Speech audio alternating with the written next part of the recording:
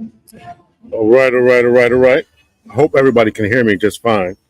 I decided to do this at the last minute. Somebody sent me a video that I saw a little while ago and recognized. I saw the video earlier today, and I said I was going to do a reaction to it, but I was like, I feel kind of tired, so I'm not going to do it. So I decided to do it because somebody sent it to me. So we'll see how it goes. If you hear any music in the background here, it's obviously not me. I'm at this. I thought it was a quiet town, but they're doing some partying in the background here. So that's what that is. So I'm just gonna keep move along here because I don't think the music is gonna get any softer. But again, forgive me for that. But I just want to check in, see how everybody's doing, all that kind of good stuff. So if you do come in, make sure you hit the like button on your way in. If you watch the video in the future, I'll just do it kind of as a reaction to this. Oh, 10 people are joining. Okay, well, all right. So I hope everybody is well. I am finishing up my vacation here, and again, there's music in the background here. It's not me, so all that kind of stuff. So hello, hey, glorious love. Thank you so much for checking in. Again, on vacation. There's music in the background, and you're all over the place there, Yoli. What kind of job you got there? You're all over the place, Toronto. Um, I am finishing up. I'm actually getting out here. Uh, I'm glad you did, Denise. I'm glad you did. Thank you so much for checking it out. Hello to you, Rhonda. Hello. Glorious Love, Yoli, Denise, and Rhonda. Hello to all of you all. Thank you so much for checking out this video.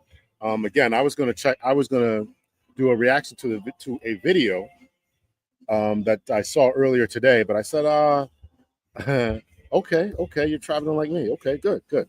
So I saw the video. I was like, maybe I'll do a reaction to this tonight.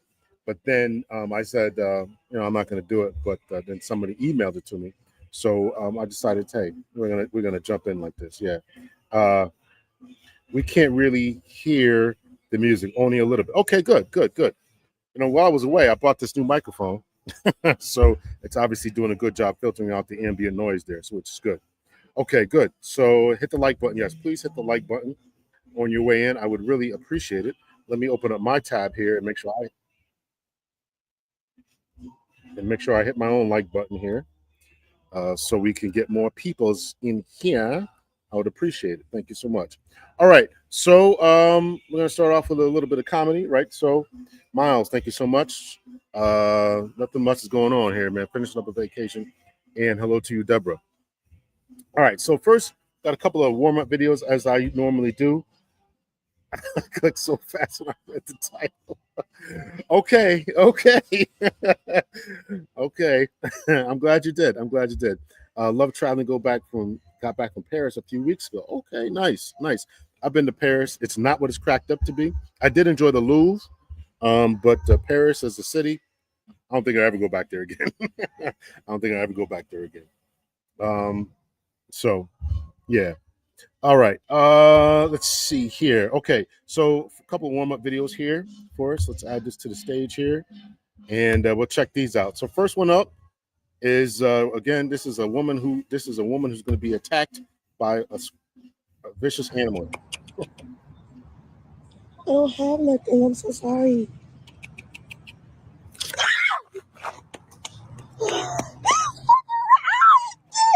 What the fuck? Oh my god! What the fuck? Oh, what the fuck? This fucking rat bit me! You fucking what the fuck? Now it's a rat. Oh my god! What the fuck?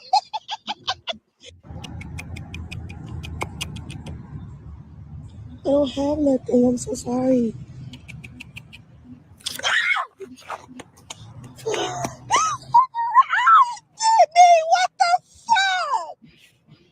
Oh my god! What the? No, I'm sorry. I'm sorry. I just thought that was funny. Why would you go up to a squirrel? You don't have anything. You know that squirrel wants some food. Oh, hello, East Point. I love Paris, the good part. Okay, okay, okay. Uh, I love Paris. Hello, let's chat. Mods, good evening. When will people learn that all animals are not friendly?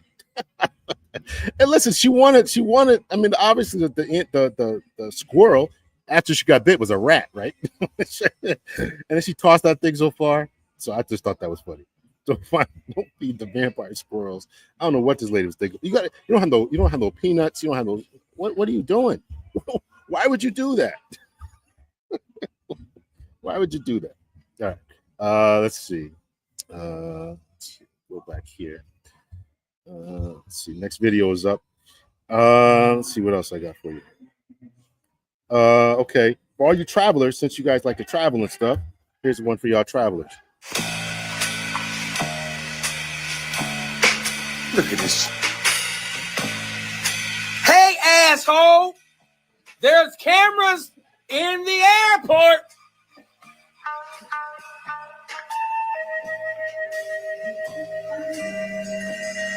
There's cameras on you, bruh.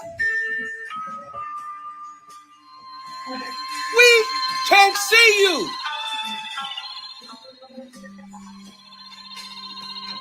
Look at this.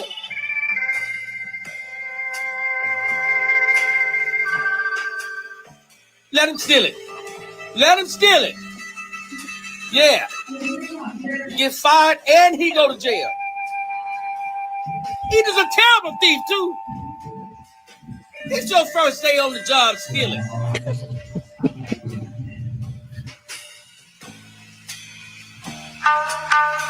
What airport is this?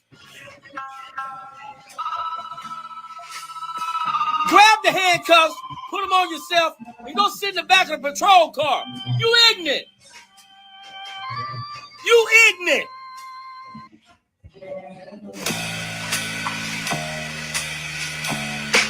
Look at this. Hey, asshole. There's cameras in the airport.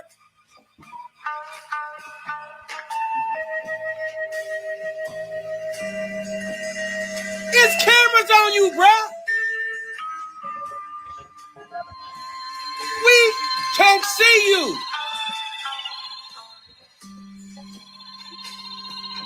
Look at this.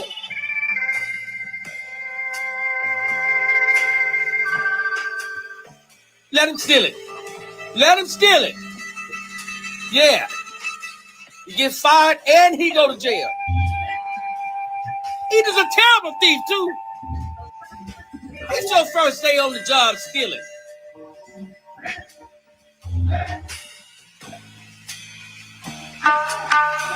What airport is this? Yeah, so that brother, man, I don't know what he was thinking about. So years ago, there was a big scandal at I think it was New Jersey. What's the airport in New Jersey? I think it's EWR, whatever that is. Newark. There was a big scandal. A bunch of people got arrested for stealing out of there. So watch your stuff. Yeah, I don't take my watch off. I hold my wallet. I hold any money I got, and that's how I walk through there. So, yeah. I've always thought that was happening. That's why I have my belongings the entire time. Yeah. Can't make this up. He would get fired and prosecuted. Oh, they make examples out of those people. They make examples out of those people. Yeah. EWR Newark definitely will steal your stuff. Yeah. I've gone there through it a couple of times. I'm eyeing them the whole time. Yeah, there was a couple of years ago, maybe like 5-10 years ago, something like that. It was a big scandal about. There's a bunch of people got caught. So, all right. So let's see. Okay, so we're gonna get to the main event here in a second here, but let's just check out this video here, where this sister is trying to understand what men are talking about, and I want you to check out and listen to the shaming language about why she can't get dates, etc. Staying away from EWR. Yeah. It's bad. My friend has some cigars stolen by TSA. Yeah. It's too bad. And my son would bring his PlayStation through there and be checking the bag underneath. I'm like, you're crazy. I would never do that. He's like, oh, they're not gonna. He was, dressed in military at the time. Like, you're not gonna steal from the military or in a military bag and stuff. You're taking a big chance with that. I would not leave that. I would not be checking that. BWI, my city. Yep. Yeah. My friend. Okay. All right. So next one up is a woman who's going to use some shaming language. So here we go. Part 2 of Why Men Don't Come to Brunches. That I got of angry black men dogging us out so bad, saying how we want y'all to pay for stuff and just the lies. If I'm inviting you to a brunch, that means me and my girls already got our tickets and our tables. What do we need your stuff for? What's that little money gonna do? Majority of the women making more money anyway. So why would I care for that? All I said was we want to hang with y'all. Why I can't say we want to hang with the black men? Why can't the black men come enjoy a brunch with us and chill and just eat and have a good time? You be home by 6 and watch the game. Why would y'all rather choose being with all men? I never seen a world where men be so thirsty to just be with men and not women. And complain when women invite y'all to something. We just want to have a good time with y'all. Why y'all so mad at us? That's so weird. And we the same skin. We supposed to be hanging together anyway, not against each other. It sounds like y'all don't like us. Answer that. Do y'all like black women still? What do we do? Because I know I ain't did no bad stuff to black men. Like I love black men. I ain't never even dated a white man before. I'm so loyal. I understand that. Please, we just want y'all to hang with us. That's it. Have fun with us. What's wrong with that? Part 2 of Why Men Don't Come to Brunches. That I got. Okay. If you didn't check it, peep the shaming language, and then we're going to read through the comments. One more time, I'll play it. But peep the shaming language about why nobody wants to go to brunch. And she can't figure out why they don't want to go to brunch. Of angry black men dogging us out so bad, saying how we want y'all to pay for stuff and just the lies. If I'm inviting you to a brunch, that means me and my girls already got our tickets and our tables. What do we need your stuff for? What's that little money gonna do? Little money. Majority of the women making more money anyway. Making so more why money. would I care for that? All I said was we want to hang with y'all. Why I can't say we want to hang with the black men? Why can't the black men come enjoy a brunch with us and chill and just eat and have a good time? You be home by 6 and watch the game. Why would y'all rather choose being with all men? I never seen a world where men be so thirsty to just be with men and not women. Now we're And complain when passing women gay. invite y'all to something. We just want to have a good time with y'all. Why y'all so mad at us? That's so weird. And we the same skin. We supposed to be hanging together anyway, not against each other. It sounds like y'all don't like us. Answer that. Do y'all like black women still? What do we Do we do? like Because them? I know I We ain't like them. did no bad stuff to black men. Like I love black men. I ain't She never even hasn't. dated a white man before. I'm so loyal. I understand that. Please, we just want y'all to hang with us. That's it. Have fun with us. What's wrong with that? Part 2 Okay, so let's read through the comments. Same question for the past 4 years. Every day, they really trying to see if the answer gonna change. Listen how she insults men trying to make a point. Yes, yeah, I wouldn't want to be on the brunch with you either. A, I know I'm not the only one that heard all those insults that she was talking. That men, when she's trying to prove a point, apparently, and you think men want to sit down and eat at a table and talk with you. So it's not just me who caught all these insults that she was throwing in there. When women don't get attention from a dude, the default response is two responses: he hates women, or he must be LGBT. You don't like us unless we got money. Sad. 5 seconds into attempting to hear the point, and then boom, unnecessary backhand insults and insinuations. Yeah, I'm good. First of all, we're not one of your little homegirls, and real men ain't about to sit around and try to assimilate with a group of women. Men will be men, and for real, we all know that that's going to get weird at some point because of that reason.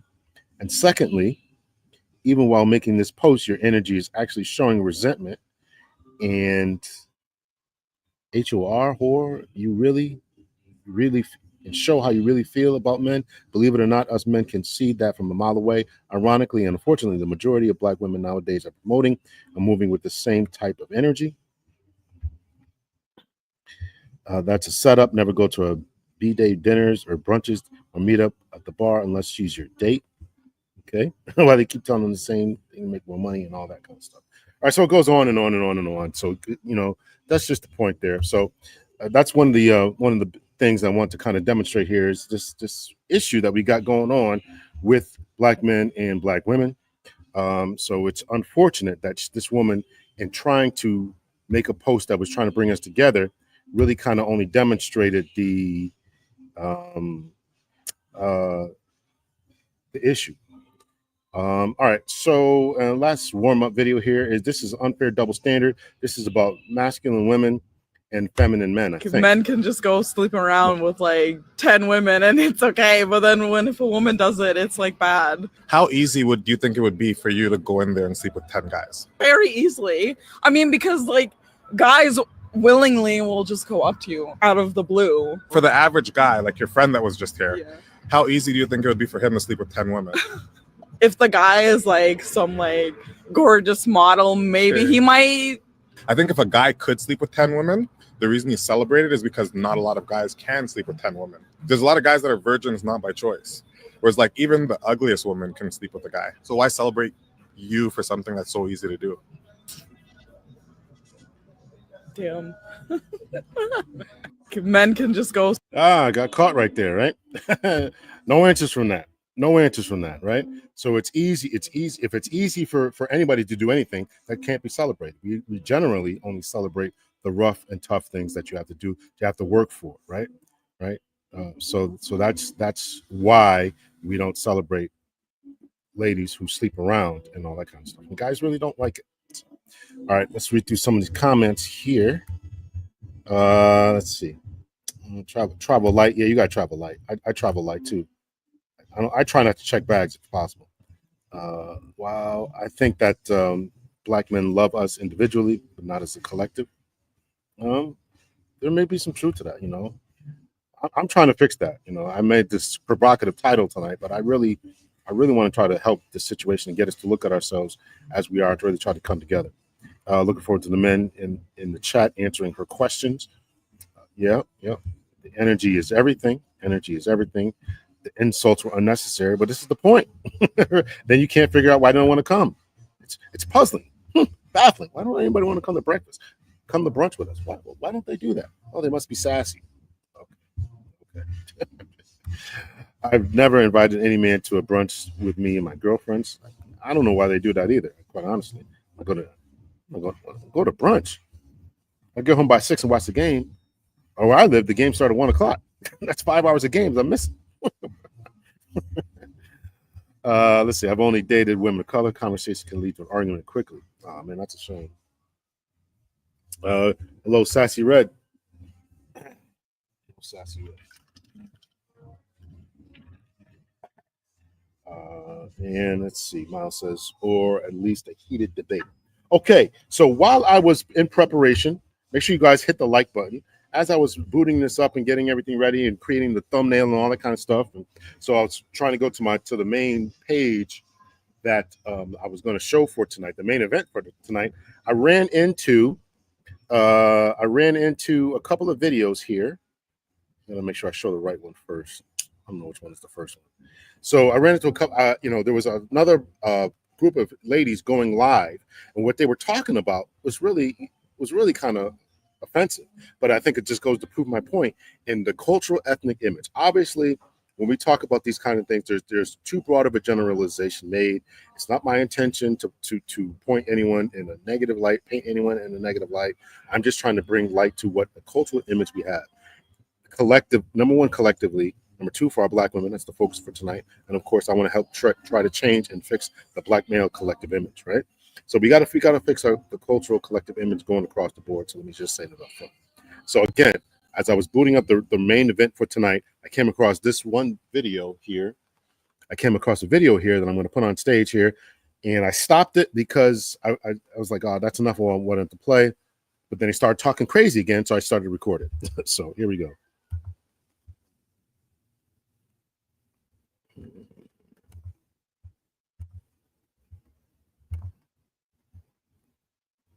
Oh, that's not it. Hold on. My apologies here. ain't got no money. Okay, well, you ain't got no money. Okay, so what they're talking about, this is a group of ladies. I don't know if you can see it there. It says, what does it say? Late night pull up, I think. Does size matter? Dating secrets, outrageous sex capades. So what they're going to start talking about is dating someone and going on the first date with someone. Oh, the music stopped. It started raining, so they must have stopped the music. Dating someone and, you know, paying for the first date, and they meet up and hook up with a guy on the first date, I'm saying. And then, you know, he don't have any money to pay for the date. So that's kind of where I started recording this at. So here we go. And then you want to talk about you ain't got no money. Okay, well, you ain't got no money. You ain't got me. And I'm going to walk out the door and leave it at that. Then you're getting blocked. And then I'm going to call Jazz and tell her about my night. You never going to hear from me again. Would y'all have sex after that date on the first night? Would that be something? With the man that didn't just pay for the... Right. No, I'm saying I'm gonna rewind that. I thought it was hilarious. She had to sit up for that one. So now she's talking about, now they moved the conversation to, would you have sex on the first date? And this is really what I want to record here. Would you have sex on the first date? And I want you to hear these responses. Again, what am I bringing this up for? I'm talking about the cultural ethnic image that is being broadcast for the world to see. The cultural ethnic image that is broadcast to the world to see. And this is fresh from tonight. This is an hour before this show that you guys are watching right now. So again, they're moving the conversation to, would you sleep with somebody on the first date?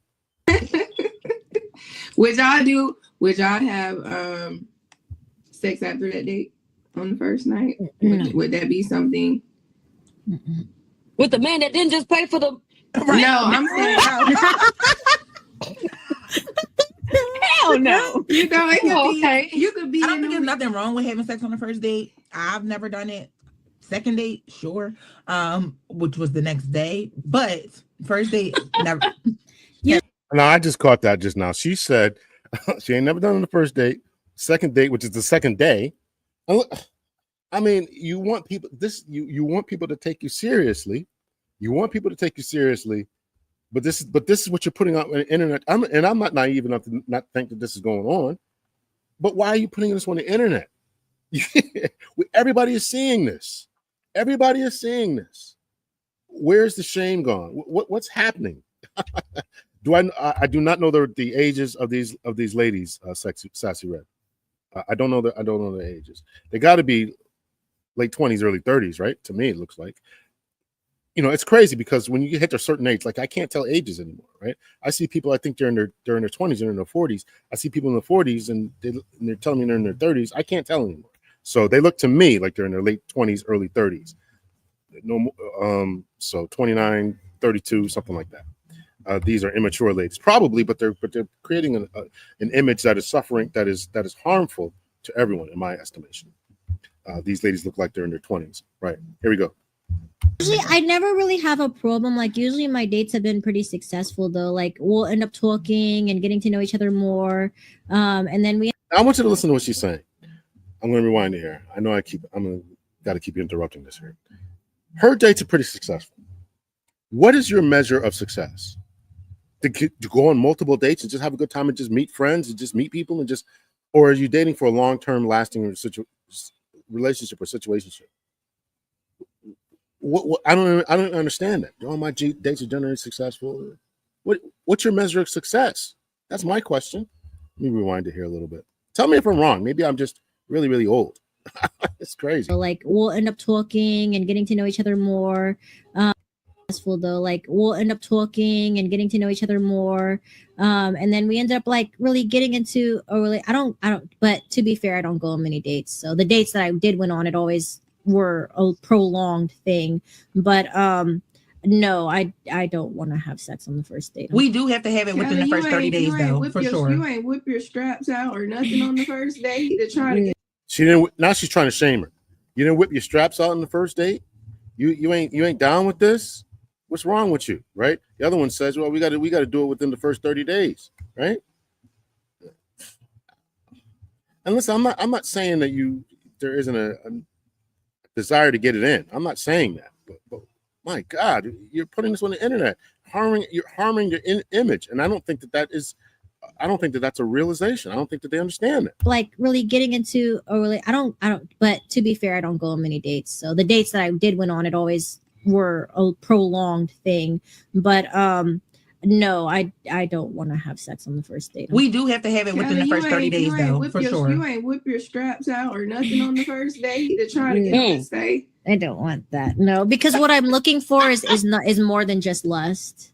You know what I mean? I mean, I'm not going to put a time limit on. I have to wait this amount of time, right? I go with the flow, but for the most part, I want to get to know you as a person before I give you my body. Kelly, I call Cap. But what if you? I was Kelly, going to say that too. Nah. But again, for Nah. me, first 30 days, it has to be within the 30 days because I'm not finna waste my time getting to know you and we're not sexually compatible. That's a waste of fucking time.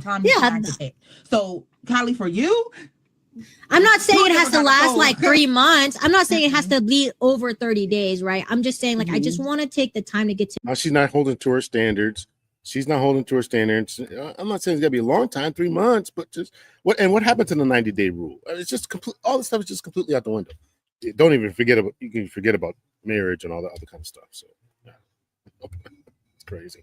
Crazy. I'm just saying, like, I just want to take the time to get to know you first as a person before I give you my body. Now, I won't be able to do that on the first date. Like, it had to be a couple of dates to where I'm like actually feeling you for real, because, like I said, I like it a certain way, anyways. So I'm not gonna waste my time. Kylie said, "I don't want to scare him away. I gotta ease him into these ropes." But like, not everybody can, and at the same time, it's like, it could really turn me off too. Like if I'm not, you know what I mean? So it's just like, I really want to take the time to get to know you. All right, so that's that one video here. Let me try to get the second video. They kept talking and it got crazier in my estimation. I'm sure the whole session was crazy, and I didn't catch the name of this. The name of this channel is JB Reacts, JAYB Reacts. I didn't put it on here, so you can go over there and watch the full, video if you like. Let's see. I think it's this one. Said, I like it a certain way, anyways. So I'm not gonna waste my time. Hold on. So again, I stopped recording. I had to rewind a little bit, hit the record button again. Let me get to some of your comments here before we finish playing, in my estimation, with the foolishness that they're talking about here. I don't know their ages. They look like they're in the 20s. These are immature ladies. Indeed, they look young and young-minded. Not everyone is influenced by the immature mindset. I'm happy to know that, Wendy. Yes, I think it's good. I think it's good to remember that this is their ideal situations, not what they actually settle for or how they live. I don't know. They're talking about it pretty boldly, like they do this, that, and the other. I don't know. Measurement of success is a good question. I would ask, what are your standards? And this is the point why I'm bringing this up. What are the standards? Okay, you got 30 days, got to be 1 month, sleep with them the next day, and putting this out in the world to see is just kind of crazy to me. Hit the like button, y'all. Success is subjective, and dating should be fun. I agree with the woman with the headphones. Yeah, you got to. I assume you're saying that you got to be careful and selective and get to know someone. And she's gonna talk more about making sure you have that emotional connection, but she's also shamed for it as well. So you'll hear that in a second here. They rather have sex with somebody else's husband casually. Jeez. Dating is collecting data. They forgot the meaning. I agree with that. I had a guy tell me he expected sex within 30 days. Again, because the reason that a lot of this is coming up and guys are talking like this is because of women like this who are moving like this. And if you're not going to put out within 30 days, I got another woman who's going to put out within 30 days. So I'm going to keep it pushing. So that's why they're talking like that, right? So again, this is the collective image. If you want to stop being asked for sex within 30 days, then everybody has to stop doing it. Everybody has to stop doing it. Right? These rules only apply to ugly dudes. Oh, I definitely agree with that. if you're not what they want, you can forget it. It might be a year. Meanwhile, it's still dates and all that kind of stuff, right? Hit the like button, y'all. I think younger Black women need a step-by-step guide on what dating looks like as opposed to just hooking up. Well, this I agree with Sassy Red. They simply just don't know. They simply just don't know. And they're giving themselves to all these different dudes and all this kind of stuff. If you're an ugly dude, you're going to have to jump through hurdles. Life isn't fair. He sounded like a bill collector. Exactly. Yeah, that was the last time I saw him. That was the last time I saw him sound like a bill collector. Rent is due in 30 days. I know a couple of people who are intimate on the first day and been married for 20 years. Okay. Yes, that would be blocked definitely. Indefinitely. Okay. So here's the rest of this conversation. Again, you can go over to JAYB Reacts and listen to the whole conversation, which is just wild to me. Said I like it a certain way anyways, so I'm not gonna waste my time. Callie said, I don't want to scare him away. I gotta ease him into these ropes. But like, not everybody can, and at the same time, it's like it could really turn me off too. Like if I'm not, you know what I mean? So it's just like I really want to take the time to get to know you. Because I actually really be liking if I go on a date with you, I actually kind of like you for real, and I want to get to know you more. And then it makes things more. That I appreciate. At least she's saying I'm not just going to go on a date because I'm bored, because I want free food, because I don't got nothing to do. Or let me just see what's going to happen. She's actually taken the time to get to know someone. But this is kind of laughed at. In what these ladies are saying. Exciting, you know. When we do, you don't have sex just to get your rock off. It's always correct. It's always emotional or mental. You've never went out with a dude that you was really into. Y'all had some drinks and then y'all got a little. To be honest with you, I'm gonna be real. I'm probably gonna get so much hate for this, but I'm gonna be real. I'm not really much of a drinker. Like I'm really not. Like when I go to a bar, I'll get a cranberry vodka and I'll babysit that cranberry vodka for the rest of the night. The fact that she had to preface that with "I'm going to get hate," that she is not much of a drinker. In a minute here, she's going to go into that she don't smoke weed or she smokes weed a little bit or something like that. But I want to rewind that because the lady up in the upper left corner there is almost shaming her. Like you never went out this and just got a little lit and just did it just for kicks. Much of a drinker. Like I'm really not. To be honest with you. You've never went out with a dude that you was really into. Y'all had some drinks and then y'all got a little. To be honest with you, I'm gonna be real. I'm probably gonna get so much hate for this, but I'm gonna be real. I'm not really much of a drinker. Like I'm really not. Like when I go to a bar, I'll get a cranberry vodka and I'll babysit that cranberry vodka for the rest of the night. And if anything, I'll probably get a second you don't have one. To be a drinker though. So yeah. So like. No, attracted to somebody without the addition of like the only thing I've done, like I've done like cannabis, but like I don't even really like cheat for real. I'll eat like an edible or something because I sing, so I can't really smoke because it ruins your vocal cords. Mm-hmm. So if anything, I'll probably take like an edible or something. All right, so that's that. So I just thought that was interesting that they were talking about hooking up on the first date, and and the first part of the video that I only caught the tail end of was them talking about hooking up with these dudes, and then when they get on a date, they don't have any money. The guy doesn't have any money. Well, how come you didn't vet this man to know that he has any money, right? The whole vetting process was off. They didn't vet the guy, don't know if he has any money. They're sleeping with dudes around second date within 30 days, talking about it on the internet for the world to see. And we talk about culture and family dynamics and strong parental figures and all this kind of stuff. This is just an example of what happens, in my estimation, when this is going on and when you don't have this type of stuff. So that was a recording that I just did. So if you can see this here, this is a screenshot I took, right? And there's just there's guys in here saying, God dog, right? The box was burned out. And dudes like Anton Daniels be like get married. This is the dating pool, disqualified on her past alone. Sheesh, right? So again, they're talking about this on the internet. You see what this is, and then you want guys to wipe you up. And Anton Daniels is another YouTuber. We're actually going to play. He's actually going to be in the next video we're going to play, which is the main event for the night. And he's telling guys to get married. But you look around, and this is what you're dealing with, right? And again, these ladies are in their 20s. These ladies we're all in agreement that they're young-minded, but this is the young-mindedness that's going on out here. The truth comes out, fellas, right? Hear that. Hey, ladies, second day, fact tray, then wonder why you got trauma. Never gonna watch a show of ladies mixing word salad. Ladies got this.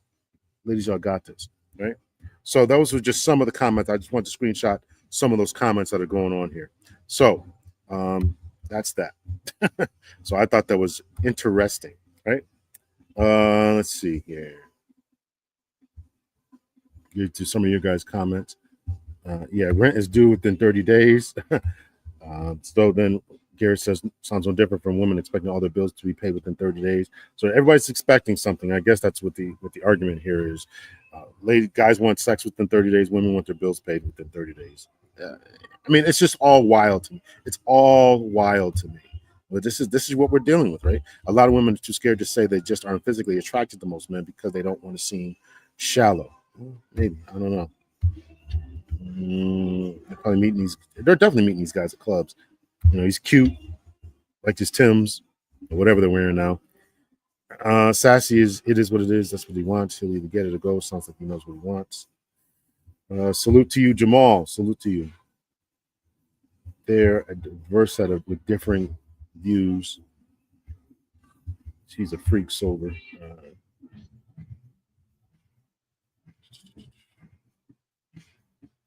How about they just agree they do 50-50 on dates until she sleep with him and he'll start paying?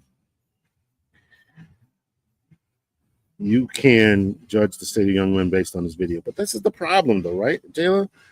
This is the problem, that this is the pool that people are choosing from. This is destroying all of your ethnic image. Again, it's the topic for tonight, you know? You want people to date these type of people. This is what it is, right? So let me remove some of the stuff from the screen here. And we'll get to the main event for the evening. I want to thank y'all for showing up here. I know it's almost 10 o'clock. I didn't know this is an hour behind where I'm at here. Oh, we're gonna play another video. So this is the strong, independent woman. This is a lady railing about what's going on. She talked about, you know, she's trying to give a positive statement about Black women being strong, independent, and how it's not been to your benefit. So she's reacting after Kamala Harris lost the election to Donald Trump. So we're going to play a little bit of this. I'm going to speed it up here. So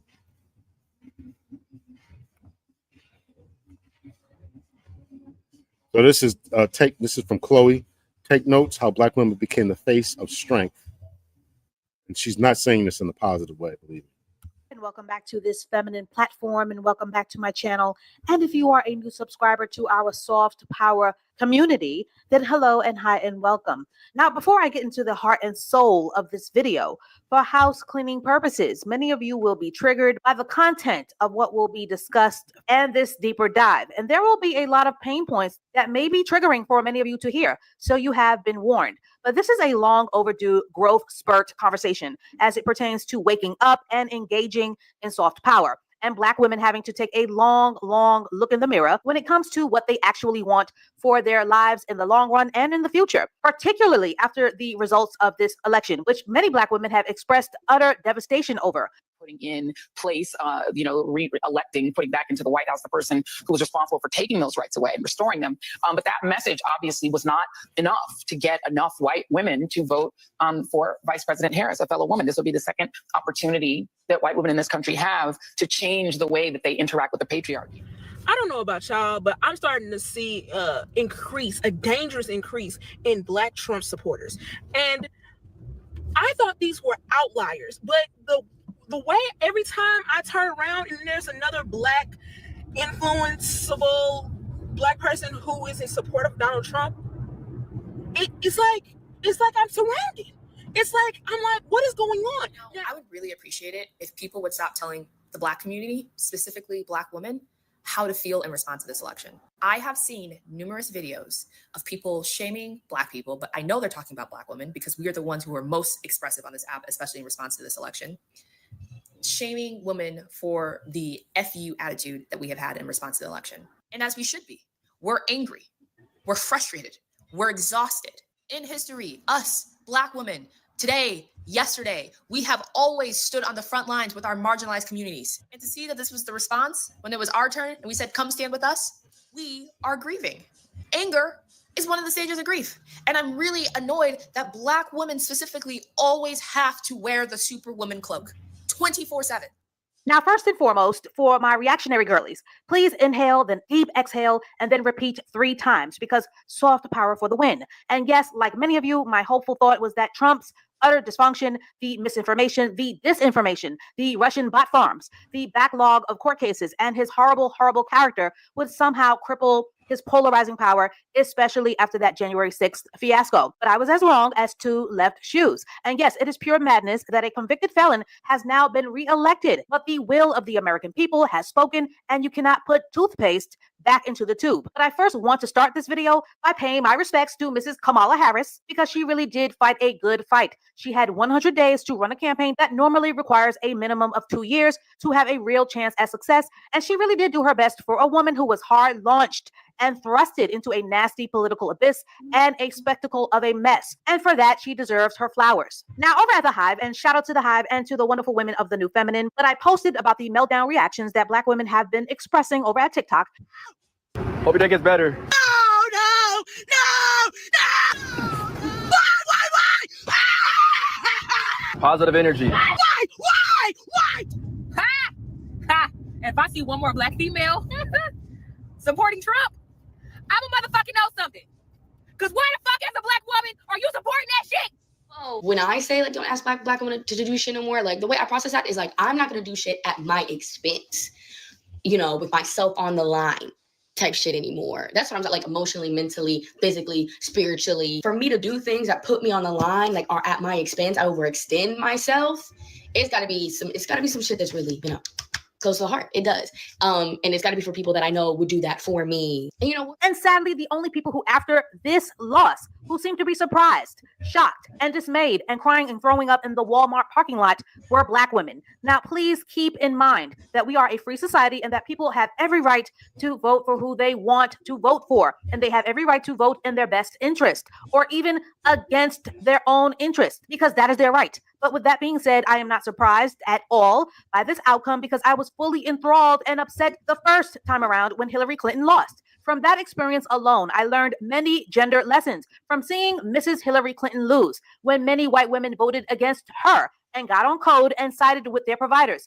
And feathers will be ruffled to hear this, but there will always be women whose self-preservation will kick in and who will use the patriarchy to their advantage when it comes to hypergamous provision. And when you know your gender history, you'll understand that men and many women do not want to see women in charge, especially many white, Asian, and Latino men who are accustomed to being the head of their own households, whereas many Black men aren't. And Black women need to understand that those voting strongholds are not interested in equality or being led by their women at. Now, this is what I really wanted to get to is this particular portion right here. I'm going to rewind it a little bit, right? So, you know, this is the face of strength, right? This is what she's talking about. Take notes how Black women became the face of strength. You know, I'm assuming that this is a backhanded put down of Black men, that everybody else is running their environments, running their communities, but Black women are running theirs. And, you know, I take great umbrage with that. You know, still trying to decipher whether it's true, but this is certainly assumed to be true. And this type of being in charge is coming with a sense of masculinity that I think is not helping your image. But again, the Black man has been the target of every socioeconomic policy. In order to keep the American machine moving, you had to subjugate and use Black male power and energy in order to do that. But in the course of that, while the Black man was emasculated and put down, Black women were put into place, and they still want you to be put in this place. So, but other groups who haven't suffered from this don't want this type of thing. So let me rewind it, play it again. Because that is their right. But with that being said, I am not surprised at all by this outcome because I was fully enthralled and upset the first time around when Hillary Clinton lost. From that experience alone, I learned many gender lessons from seeing Mrs. Hillary Clinton lose when many white women voted against her and got on code and sided with their providers. And feathers will be ruffled to hear this. But there will always be women whose self-preservation will kick in and who will use the patriarchy to their advantage when it comes to hypergamous provision. And when you know your gender history, you'll understand that men and many women do not want to see women in charge, especially many white, Asian, and Latino men who are accustomed to being the head of their own households, whereas many Black men aren't. And Black women need to understand that those voting strongholds are not interested in equality or being led by their women at all, because they are more interested in order. I know, ouch and deep burn, but as usual, when it comes to family values, Black women are usually the last ones in the room to know this. And if you've been online for the last 10 years or more, you would know that middle and rural American white men want their masculinity back. So they are not impressed by seeing a Black woman live. Let me tell you something. Black men want their masculinity back too. If you listen to the eulogy of Malcolm X, that was made very abundantly clear. In the room to know this. And if you've been online for the last 10 years or more, you would know that middle and rural American white men want their masculinity back. So they are not impressed by seeing a Black woman lead, and they definitely were not going to back that leadership up with their vote. Those demographics want families and they want order restored. I mean, who do you think started the manosphere movement that has... So the question is, do Black women want their families back, their situationships back? Right? You just played a video about a bunch of young women in their 20s talking about sleeping around, talking about getting drunk, doing whatever, right? These other groups are not impressed by that. They don't want that. They want order. This is what came out of Chloe's mouth, not mine. She said this. They want order. If you guys want order, and I'm talking to the men too, you got to step up, take your rightful place, be a leader, protector, provider, be all these things. But in the meantime, man, this is a problem. This is a problem.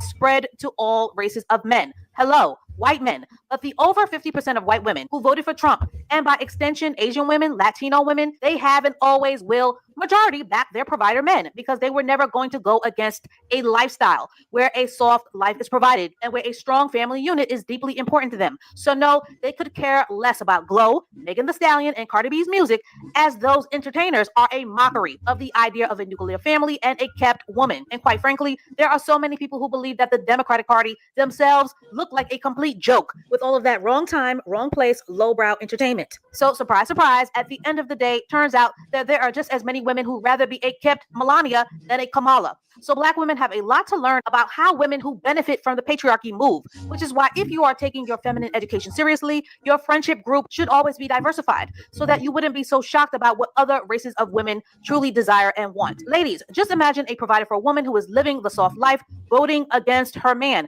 Imagine a woman who is living in a traditional provider-led household as a fulfilled stay-at-home wife and mom. Imagine a woman who depends on her husband to have as many business opportunities as possible so that he can continue to flourish as a provider in a Trump-led administration. All of these scenarios are beneficial to her when her man is a strong, capable financial leader, so she will never ever vote against that in favor of songs about Plan B pills. And this will ruffle many feathers to hear. And I hate to say it, but other races of women are not interested in single mother-led households, Plan B pills, stripper rap music, and depressed masculinity in men who cannot find jobs. And they absolutely do not want the matriarchal dominant life that has made Black women the de facto face of strength. In fact, they absolutely want no parts of it. So they definitely were not going to vote for a Black woman to be their leader. Latino men voted in record numbers and they weren't having it either, as their machismo is some of the strongest out of all races of men. They also tend to be Catholic, and Catholics are heavily against going to the clinic. And many do not even believe in birth control because they tend to see children as a blessing according to their religion. And poor white men are always going to vote dump because they tend to be very broke, which is why they stormed the Capitol in the first place, because they had time. And as a voter bloc, everyone knows that many of those men tend to blame women and all minorities for their problems. All right, that's enough of that. So I just want to kind of highlight that part. So this is an issue we got to fix collectively. So you guys still arguing here? Let's see. I just want to kind of highlight that word salad.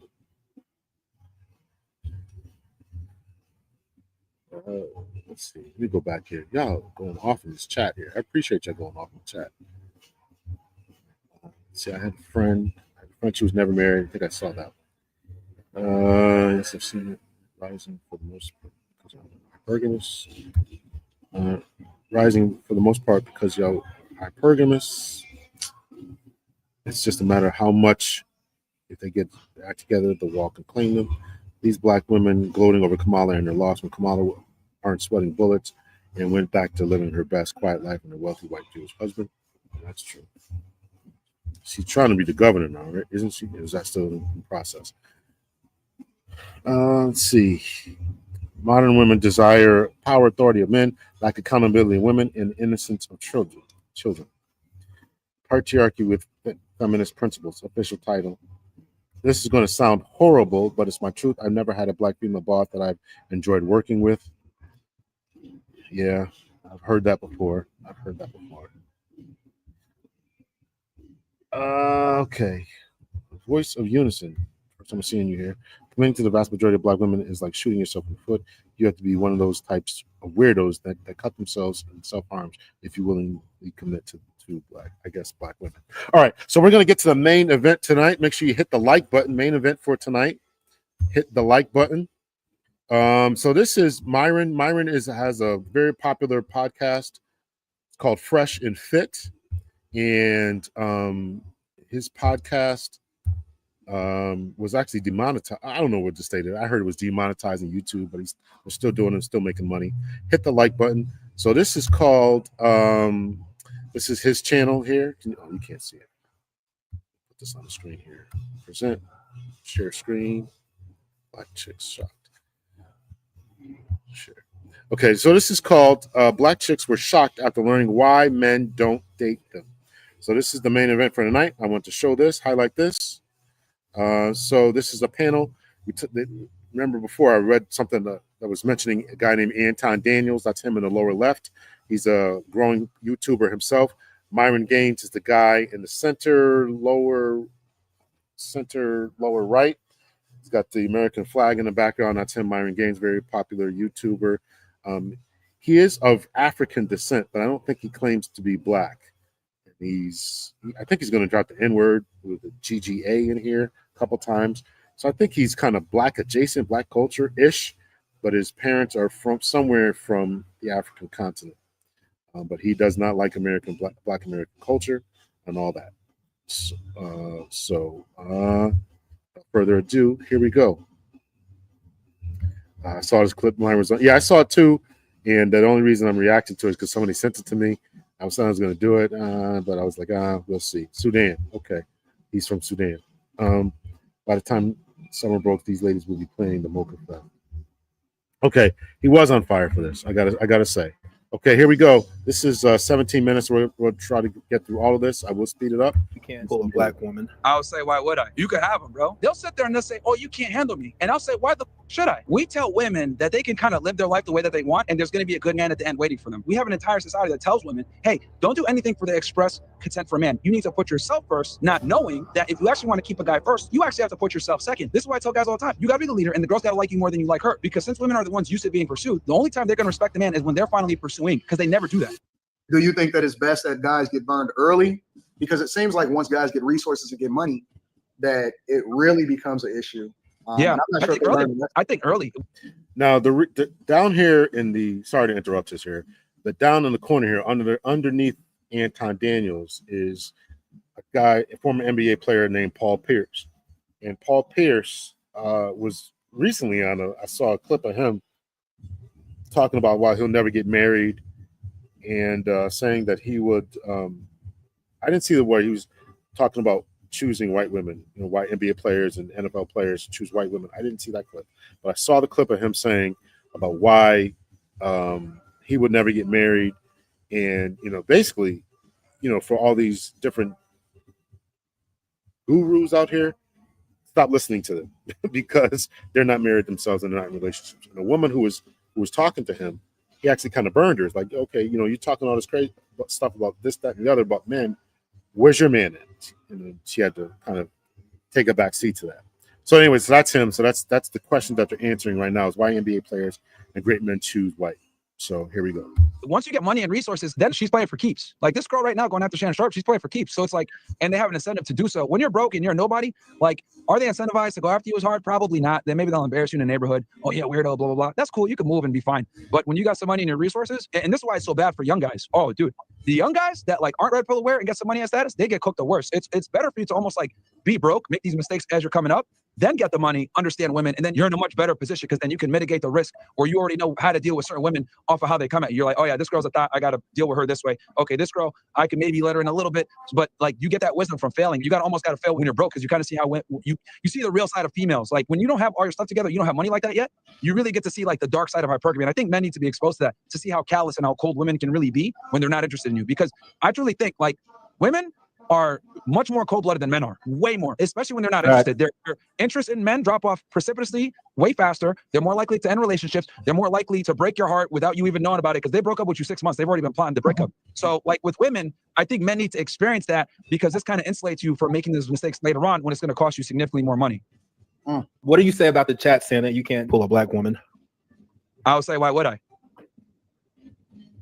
Why would I? You can have them, bro. Why wouldn't you? They can have them, man. I'm not competing for LaQuisha. You guys can have them, man. Well, every black woman ain't LaQuisha. What you mean? Look, I say that's look, I'm fucking around. But when they say dumb shit like that, oh, you can't pull a black woman, like that's just like cope a lot of the times because they're saying what that really. Let me decode the stupidity for you. When people say dumb shit like that, translation, you're not willing to tolerate the bad behavior that naturally comes with a lot of black women. Because let's be honest, let's deal with the stereotypes here, right? I'm an open racist towards everybody. Let's deal with the black stereotypes. Black women are fat, loud, crass, annoying, have attitudes, and they don't respect male authority. There's a bunch of reasons for this, but I'll go over simply. The average black woman weighs 187 pounds. A lot of them grow up in a single mother household where they're told every single day, niggas ain't shit. There is no patriarch in the family a lot of the times. This is just what goes on. Then when you listen to the rap music, what are they saying? Fuck niggas, get money, blah, blah, blah. It's just shitting on black men all day. And then the black men that are in their life a lot of the times, not every single time, but a lot of the times, they're criminals, they're fathers that weren't there, they're crooks, and it's just like a never-ending cycle where there's no real patriarch in the household. And then on top of that, you know, a lot of black women grow up without men in the house, then they're becoming extremely masculine. Now, this is fantastic when it comes to survival, getting a job, making your way through life. But this is terrible when it comes to attracting masculine men. Masculine men don't want masculine women in return. That would make you probably more than likely gay if you're attracted to yourself, right? And I always use the analogy because whenever Molly. Because here's the thing with black women, right? They'll sit there and they'll say, oh, you can't handle me. And I'll say, why the fuck should I? Because let me tell you this. If you went up to a black woman and you said, hey, look, I like to wear heels on Saturdays, she'll be like, ew, what the fuck? She'd curve you, rightfully so. That's weird. But why is it that we're supposed to accept masculine black women when they would never accept feminine black men? They never would. So why the hell should I accept a woman that behaves like a man when she would never accept me for behaving like a woman? And this is the insane double standard where they'll sit there and say, you need to accept me the way that I come, but women never accept us the way that we come. We have to self-improve. Why don't they have to self-improve? So when they say dumb shit like that, saying, oh, you can't handle a black woman, or why don't you date them? What that really means is, why are you not dealing with the stereotypical, loud, obnoxious, crass, rude black woman? And I'm saying no, because I don't want to date myself. So if I dated a black woman before that are polite, feminine, not fat, respectful, speak proper English, you know, they say ask instead of acts, like all these things. And that's what I like. So if I'm going to be around that, great. I don't really care about skin color like that. I have a preference. It just so happens that a lot of the times black women don't adhere to these preferences because they're indoctrinated to have this mindset of, let me challenge a man, let me be rambunctious, let me go ahead and chase a career and basically be the man that I want to get. And I'm not with that. How do you feel about that, Kim? I agree with a lot of what he said. I've said before, I don't think that just in general, we'll even speak on black women because that's what he's talking about. I don't think that black women are taught to be wives. Whereas, you know, this black woman, if she's going to college to get her degree, these white girls were taught to be wives. They were taught to look for a man to take care of them. They were taught to look for husbands. They're going to college to look for a husband. They're going to be more submissive. They're going to be more passive because they're playing the long game. And you want to hear something crazy too? You know what's funny? The white girls be the biggest hosts. I'd be warning people with these college educated. I just can't get. I can't get the not being taught. I'm gonna rewind this a little bit here. Why can't black women do the same thing? And yes, you know, we gotta have a greater pool to choose from for men. I can't get, you know, not being taught or raised to be wives. That just weirds me out that this is accepted. She's saying this. So that's what he's talking about. I don't think that black women.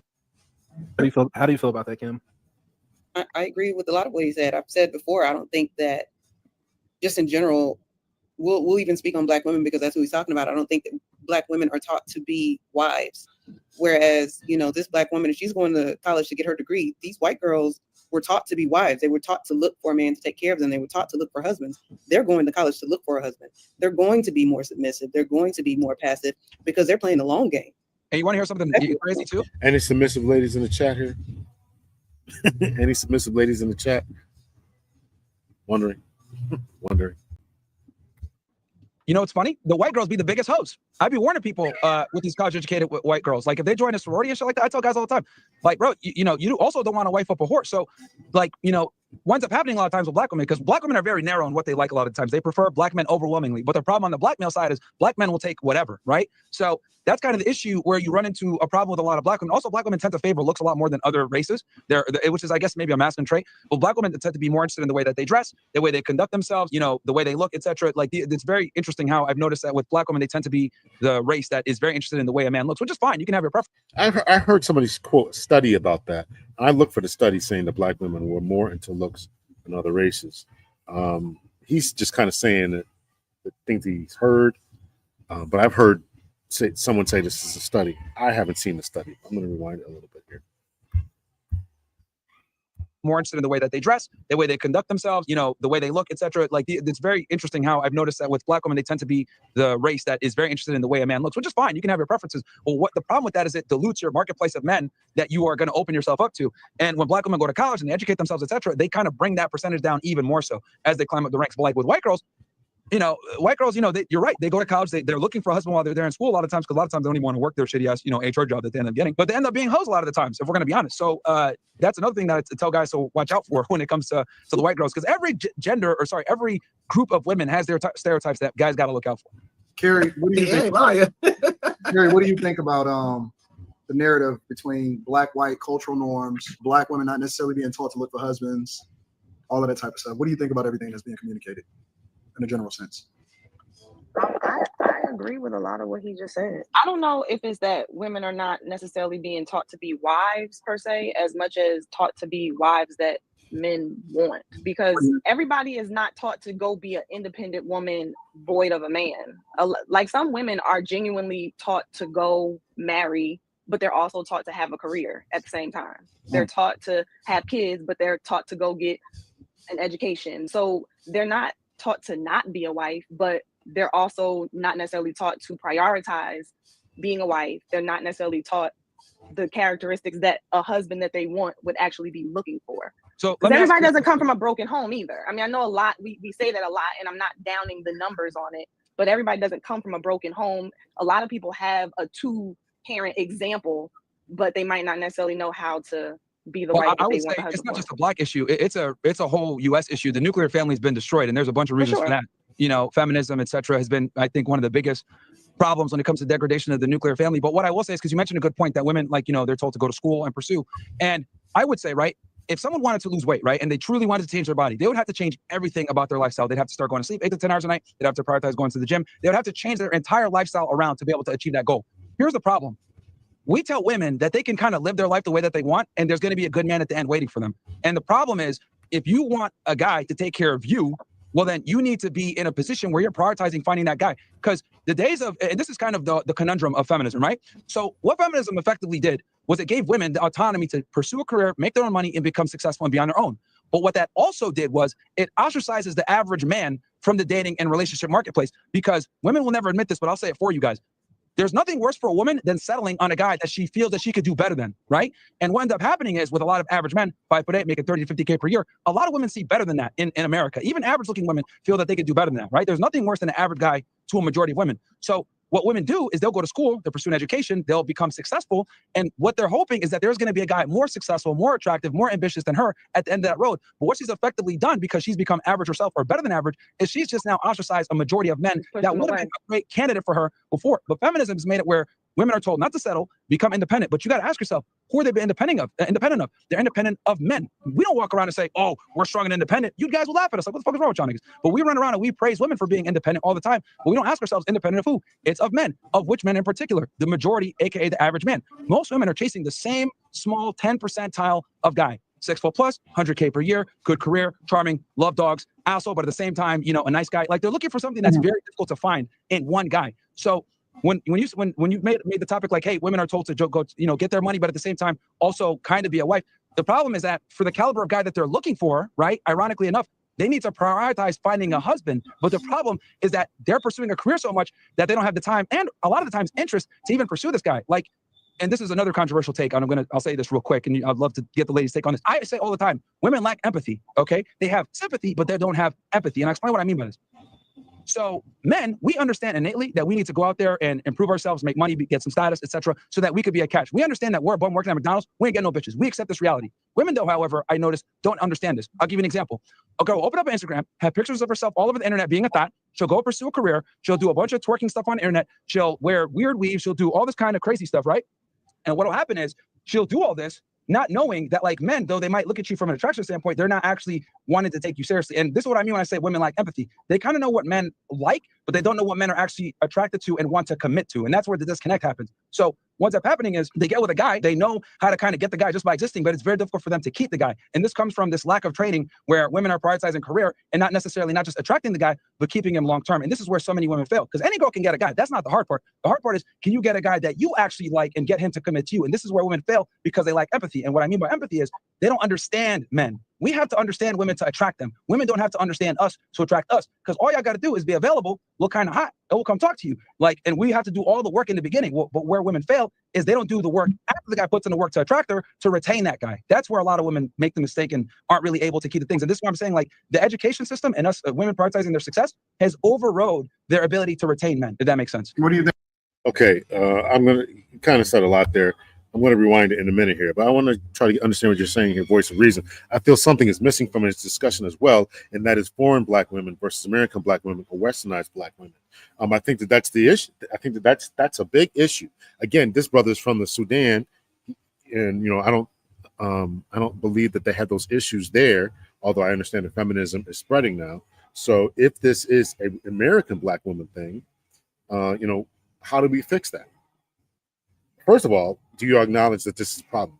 Do the women in this chat here tonight acknowledge anything that this guy has said, Myron has said, from the previous videos that I played? You need to acknowledge that there is a problem with American black women.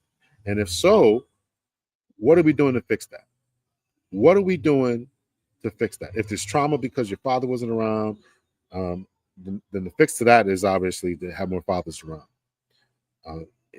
I was watching a little bit earlier tonight. I was on Auntie Anita's live that she did on Instagram, and we had a discussion about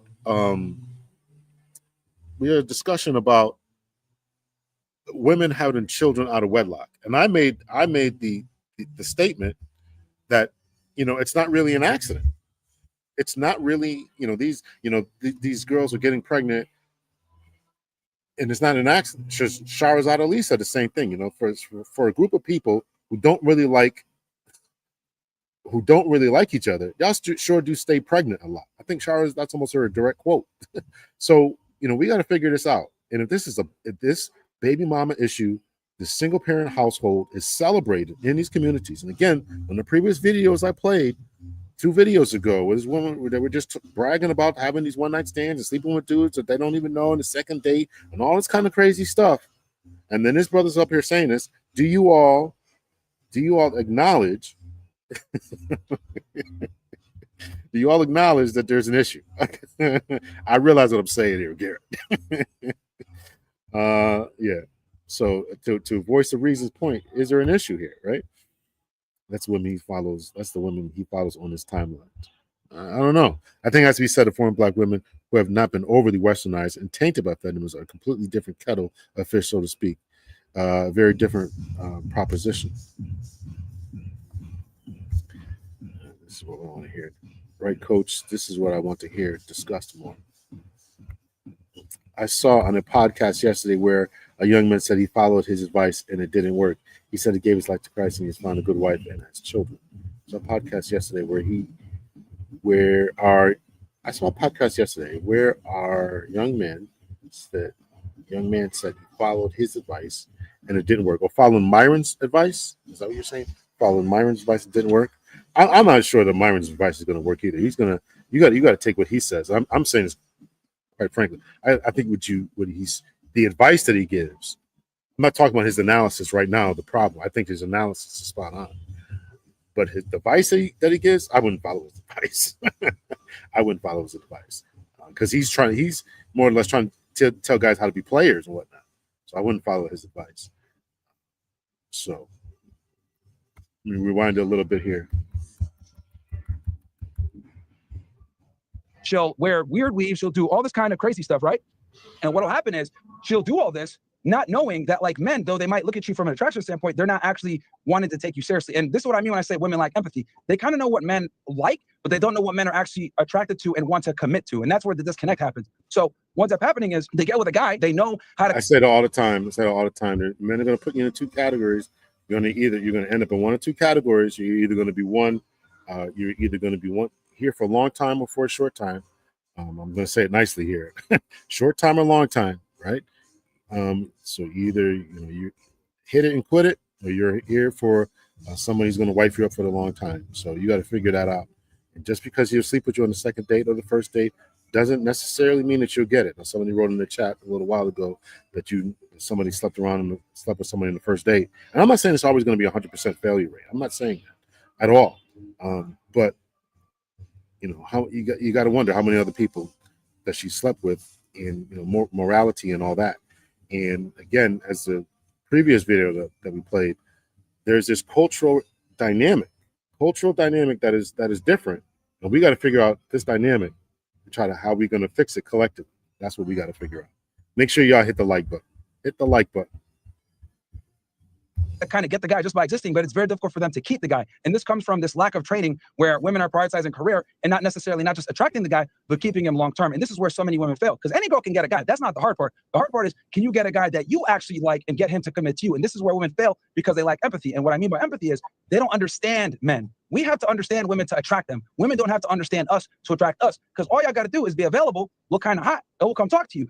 And we have to do all the work in the beginning. But where women fail is they don't do the work after the guy puts in the work to attract her to retain that guy. That's where a lot of women make the mistake and aren't really able to keep the things. And this is why I'm saying, the education system and us women prioritizing their success has overrode their ability to retain men. If that makes sense. What do you think about that, Mika and Molly? Oh no, he's 100% correct. I mean, that's exactly what my father always taught me. So he's absolutely correct. And then, the women, anytime, and we've talked about this tons of times on this panel, anytime the women are, in a belief mindset that, I have, they'll call it pick me, they'll call it, you're trying to, follow the man and everything. And if you say yes, because that's literally what I was taught, then it's, okay, well, it's always something bad. It's always something downtrodden. He's going to leave. What if he leaves? What if he does this? What if he does that? It's never looking at it from the standpoint of trying to have a family unit. Everything is a risk, right? But it seems like in today's society with feminism, if you prioritize this, then if this happens, at least you have a job, at least you have a degree, at least you have, money.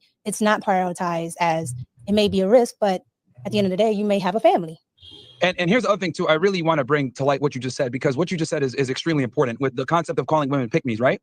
This is a very pernicious cycle that I've noticed in modern women, where they'll see women doing what's required to actually attract a man, like whether it's being super submissive, being super nice, listen. I'm going to rewind a little bit here. I want to answer your chocolate. So are women just having these babies strictly alone? What accountability do men? Men have plenty of accountability, right? They're held accountable by child support and this, that, and the other. So, and this is the argument that we're going to continue to have, and I don't think this argument is going to get us anywhere, because the men are going to say it's the women's fault. You got to choose better. You got to choose better. Women are going to say, well, he left me and this, that, and the other. Why don't we just leave it at 50-50, right? You have to be more selective, right? If you're not sleeping with people on the first and second date, let's just admit that. If you're not sleeping with people on the first and second date, and you're taking your time to get to know people, you're vetting them properly, you're getting your parents involved, you're getting your uncles involved, you're getting your brothers involved, making sure that this guy is a good guy and he's going to be around for a long time. If you're doing that type of vetting process, which comes from a strong family, which comes from a strong community unit, then these issues aren't going to happen. And if we cut all that out, if we cut that out, then we can make sure that the guy's going to be there, and we can make sure he becomes a part of the family. We can track him down. We can talk to him. We get to know him. So the guys we're vetting for a good guy. You're vetting for someone who is not so atavistic or animalistic, right? You're not just attracted to his swag, and so you can choose better, right? This is a cultural problem that is not going to be that has to be solved. From our selection, the guys choosing girls with big butts and smiles, guys choosing women who are lowbrow, ghetto, ratchet, sleeping with them, getting them pregnant, women not being selective. You're not getting the family involved by either side. The guy isn't bringing the woman around and saying, talk to my mom, talk to my sister, talk to my aunties, let them get to know you, right? They're not vetting any woman that comes into his life. The women aren't bringing the guys around, her brothers and uncles and all this kind of stuff so they can get a sense of each other. That whole dynamic is lost within our community. And again, the previous video that I talked about these men who believe in the family unit and the family structure. And until we actually solve this riddle, we'll never get to solve any of this. We'll keep blaming and pointing the finger at each other. The men are being held accountable, right? But men are being held accountable when they're taking child support and all these other different types of penalties that come from legally not being a part of his life. So the blame game, the pointing the finger game, isn't going to solve the problem. We have to collectively say, figure out a coherent way to put our finger on this and say, what are we going to do to fix this problem? And that may just come from each of you just starting and spreading this message about how we're going to allow people to come into our life. On the panel I was talking about with Better Love Movement, Auntie Anita, they were talking about being protective. She was putting a lot of onus on the women. You have to be protective. Now, this is Auntie Anita saying this. You know how I feel about her. She's saying that you have to, as the ladies, you have to have some kind of responsibilities to this. There's so many different forms of birth control. And yes, the man should engage in that as well, wearing condoms, etc. But you have to vet. You can't just lie down with somebody. You have to be very special about who you give your body to and all this. And listen, should men exercise more discipline? Absolutely. Should men be more careful about where they spread their seed? And if they do whatever, should they be held accountable and responsible for that? Of course. But again, this panel tonight, or this show tonight, is about your cultural image. What are you going to do to fix your cultural image? Putting it off of the men and doing the whataboutisms, isn't going to help. I'm trying to talk about the image that is going on and helping to us to try to get to this point where we can see each other, not be mad at each other. I don't know when you got here, New York Chocolate, but when the first few videos that I played kind of demonstrated this, right? One of the videos was about going to brunch. How come you don't want to go to brunch with her? But the question was laced with passive-aggressive attacks on men's masculinity and the suggestions that they're sassy. That's not going to help guys come to brunch with you. It's not going to help. Black men, white men, Asian men, Hispanic men, it's not going to help. So, a long time, a short time. Women after putting men in friend zone and seeing them in a different light. A long time no see. We are held accountable every day. The issue is at stake is women here. Men and women have to do the soul work. I believe that. I agree with that. Teach and inspire. We all need to heal that little boy and little girl issue. We gotta heal that problem. That is so well said. We gotta heal this problem. This pointing the finger, it's men's fault. It's women's fault. It's a cultural problem. Can we leave it there? But this is a cultural problem. Again, the reason I played that video by Chloe is she's acknowledging that this is a cultural problem, that women have been placed into a certain seat of masculinity at the direct expense of Black men. This is what is often lost, and this is what I really want ladies to really understand. The reason that Black men have been the subject and subjected to the heinous attacks of the police, mass incarceration, the drug war, joblessness, isn't because we're just inherently, innately inept. It's because it's been a systemic attack against the Black man since our arrival here in this country in 1619. Very soon after their arrival, you know what they did? They took away the ability of all African men, in particular, all African men, to own dogs, to own firearms, and to vote. Completely emasculated them. So you gotta understand where all this comes from. this is just wake up men. We all just got free from slavery and women just bossed up. No, this was a deliberate scheme placed on us. I'm not hiding behind saying we can't do any better. We shouldn't do any better, and woe is us. No, we got to do better. Black men got to hold each other accountable to our feet to the fire and say we got to move up. We've asked for a lot of roadblocks and a lot of hurdles to be removed, and they have been. They have been, right? Particularly post in the 1960s. They've removed a lot. So now we got to get over this mental cage that we have been placed in, get over this fighting with and warring with each other, pointing the fingers, getting away from each other. We try to get away from each other, and you see what happens with that. What I'm saying by get away from each other is we want to start dating out. Well, how is that working out collectively? How is that working out collectively? We're still not anybody's first choice. We see what Shannon Sharp's going through. We see what a lot of other people are going through. We see what the dating app data says.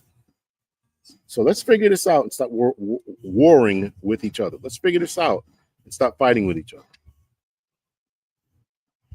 Let's see. Monty says there are so many factors that got us here, not just feminism, but mothers are lost black men to prison, gun violence, 70s, 80s led to teaching daughters you must take care of yourself. Plan B, absolutely. And women definitely need to be put in the open to understand what is a man's role and position in leadership. Let's see. Denise, how can they understand when a man is in his role is when they can't even decide what a woman is? By who, Garrett? By who, Garrett? Because I see men saying we are the problem, trying to blame us for dating and not being the kings we need them to be. Well, this channel is about them making sure they level up so they can be the king that you want them to be, New York. Men are penalized without accountability, at least financially, and possible jail time. Yeah, I mean, we're definitely held accountable. Don't forget the crack era that was specifically placed in neighborhoods where the population was predominantly black and brown. I was going to do a review of a paper by a Jamaican, or let me just say Caribbean PhD. I think he's from Jamaica, but he could be from Bahamas. He did a study called The Rise of Patriarchy in the Caribbean. I think that's the name of the study, by Errol Miller. I might actually be on my computer. Let me see if I can find it here. Anyway, so he did a paper talking about and demonstrating that in the 1960s, actually starting in about the 1920s, shortly after World War I, 1920s, 1930s or so, there was a deliberate attempt to get black men in Jamaica out of the schools, get the black women into schools because they wanted the black men to go back to the fields and to the farms and to work. And so they caused a division. So black women, by the time that this plan and plot had taken place, it's not in the 1960s, 1970s when it was fully in effect. Black women were now graduating from schools, from high schools and from colleges in Jamaica at greater numbers, and they had separated from their women. And so I got the paper from another PhD, T. Hassan Johnson, and I was going to actually go through it on my channel, and I'm thinking about doing that because I think that it's worth discussing just so you can see how it goes. Let's see. Here it is.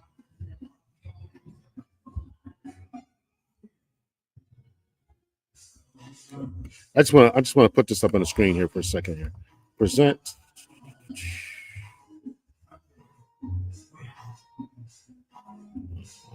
Stop scrolling. Show screen.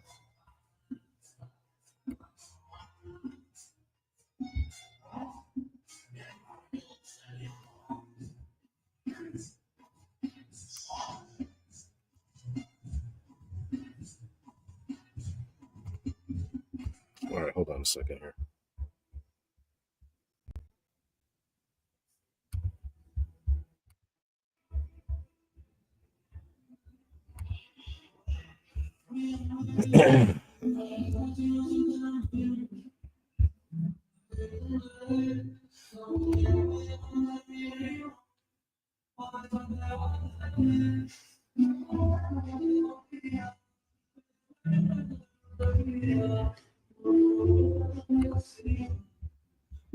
All right, let's see here.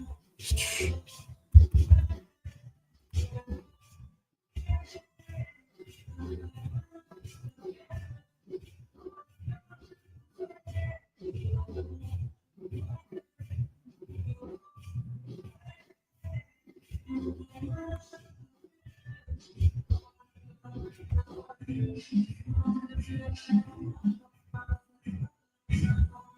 All right, so this is again the Rise of Patriarchy in the Caribbean by Errol Miller.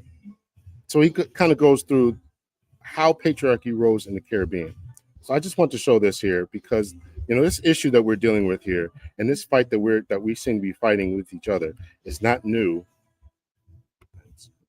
And it's been going on in the Caribbean, and you can see that this is 1965 and Jamaican society, 1960s, and all this type of stuff. So maybe one day I'll read through this paper, but it's really a fascinating read to see what happened in the Caribbean society and all that type of stuff. So I just want to show that.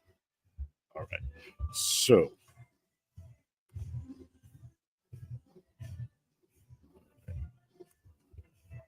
studio. All right, let's see. Let's read through some of these comments here. We all are stakeholders in our community. Society holds us accountable. You are correct. The finger pointing is not going to solve these issues. We have held accountable. We need men to hold men accountable also. Absolutely. Denise, they do it all the time already. Not much to see on the website. All right, let's finish off with the video here. Just a few more minutes here, and we'll call it for the night. I do appreciate you all rocking with me tonight. Make sure that you hit the like button as we finish out. A few more minutes here. Of calling women pick-me's, right?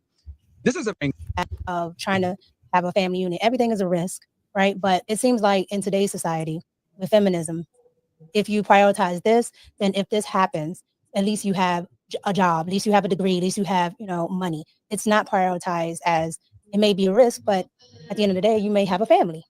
And here's the other thing too. I really want to bring to light what you just said, because what you just said is extremely important with the concept of calling women pick-me's, right? This is a very pernicious cycle that I've noticed in modern women where they'll see women doing what's required to actually attract a man, like whether it's being super submissive, being super nice, listening to their man, dressing the way that their man wants, cooking for him or whatever. They're doing these like traditional roles.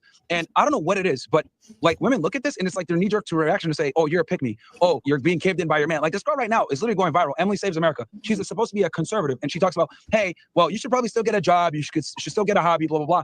And that goes against conservatism. And that's why I say a lot of these women that are conservatives are really undercover feminists, because what they're doing is they're teaching women this pernicious cycle you just mentioned with this whole don't be a pick-me or whatever, because we have an entire society that tells women, hey, don't do anything for the express consent for a man. You need to put yourself first, not knowing that if you actually want to keep a guy first, you actually have to put yourself second. Your job is the aid, the assistant, the helpmate, because when a man is put forward, when we win, you win by extension. But if we put the woman forward and the woman wins, what's up happening is the woman's like, I don't need this nigga. Like, his job is to provide for me. I'm the one providing. This is why I tell guys all the time. You got to be the leader, and the girl's got to like you more than you like her. Because since women are the ones used to being pursued, the only time they're going to respect a man is when they're finally pursuing. Because that philosophy is exactly what I was trying to demonstrate.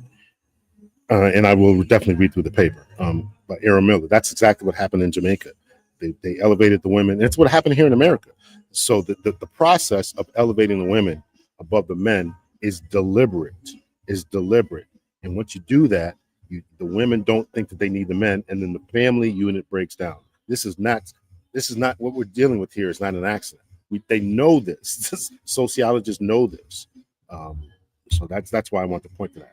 It was done in the 1960s, or started in the 1920s or so in Jamaica. So this process that he's talking about here is once I level up, I got an education, I got my own car, I got my own house, I got this. I don't need this dude. That's exactly the principle that we're trying to get you to understand, is that this is going to destroy our communities, and we are falling for it hook, line, and sinker. This anger, this animosity, this finger pointing, is exactly what they want to be going on. I don't need this nigga. Like, his job is to provide for me. I'm the one providing. This is why I tell guys all the time. You got to be the leader, and the girl's got to like you more than you like her. Because since women are the ones used to being pursued, the only time they're going to respect a man is when they're finally pursuing, because they never do that. So that's how they're able to distinguish, do I got a winner or a loser? Am I following him or is he following me? Because this whole, like, I'm going to build my wife up, I'm going to move for her and her career. I tell guys, never do that. Because when you do that, what you've inadvertently done is you've given her the frame and the leadership role in the relationship. And the women will sit there and say, I want to be equal partner. what I've realized is their actions never actually reflect that. They want you to be the leader. They want you to dictate the terms. And the biggest way for that to happen is by her kind of submitting to and having this pick me thing that a lot of women use. But whenever I see women say, put it this way, ladies, if girls are calling you a pick me, you're doing something very right. Do not listen to the feminist propaganda that tries to almost like, you know, when men insult each other and emasculate each other, like when we tell each other that, oh, you're a pick me, or you're an idiot for following a man, or you're stupid, or you know, you could do better. That's all shaming language to keep you from having a man. One of the biggest things, and I'll end with this. This guy, the Truth Desire, something like that. He interviewed a divorce attorney, is the main bottom line here. And he asked the divorce attorney, she's a female divorce attorney, hey, who initiates most of the divorces and why? And she said something that I've been saying for years, and I thought it was awesome because it finally vindicated me. She said the women initiate the divorces, and a big reason why they do it is because they get talking to their girlfriends, and their girlfriends put shit in their ear. And it's back to that cycle you just mentioned with pick me, you do everything for him, blah, blah, blah, all this other stuff. And women will see other girls happy with a guy in a good relationship, and they'll try to ruin that and be like, why are you with him? You can do better. Oh, he has him. Oh, look, he's controlling. He's XYZ. When in reality, he's everything that she wants. But since they're not happy and they don't got what they want, because it's so much harder to find a mate for women, they'll sit there and try to tear her shit down. And that's like one of the, you know, I tell girls, if you have a relationship, get rid of all your single friends. They're going to lead you astray.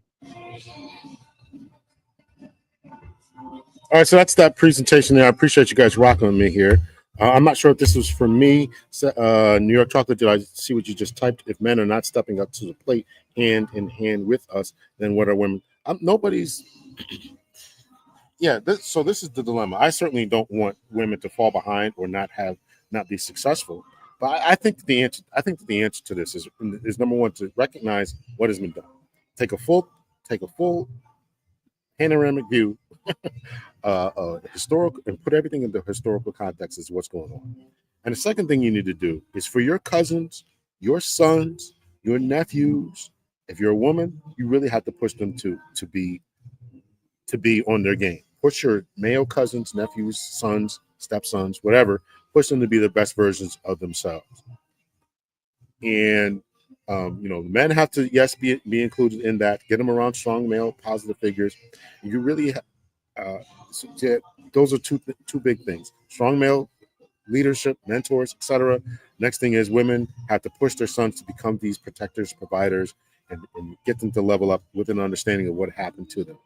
So those are two big things. And yes, men have to have an internalized. There's a mental fixing that has to go within the men too, because just like women have been propped up and said, okay, go forward, young woman, be prosperous, multiplied, be the best version of yourself. You go, girl, strong, independent, boss up, this, that, and the other. Just like that has been celebrated. Men have to get this understanding about what's going on with them.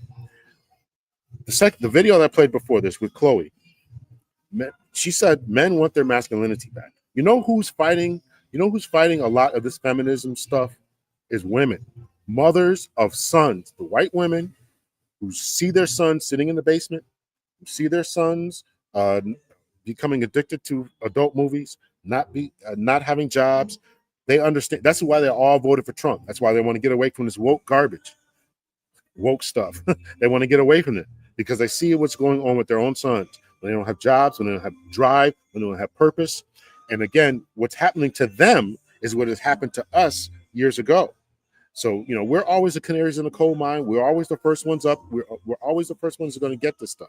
So it happened to us, and we were just called lazy, and we were given mass incarceration in the crack era and all this other stuff we already talked about. We were given that. Now it's their turn, right? Before this sitting in the basement type of thing and not leveling up, they had the opioid epidemic, which is still a thing.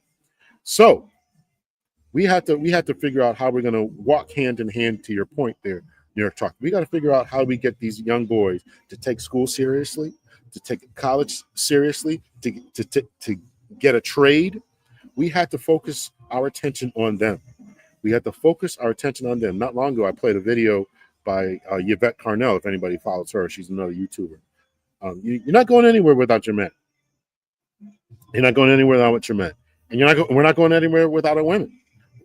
So listen, we got to stop this war that we have with each other. Become dateable. Understand your cultural, ethnic image, and when we see this type of stuff, with our aunts, with our cousins, with our little, I assume everyone in here is a little bit more mature, but we got to correct this type of behavior, and we have to take away this incentive. We have to take away this type of incentive and take away this reward system that is going on. That is one of the biggest things that we have to attack.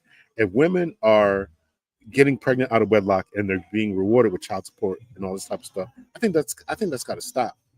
I think it was fine to stabilize communities. We don't want children going hungry. I think it was all meant with the best of intentions. I don't think that was a deliberate attempt to sabotage the Black family.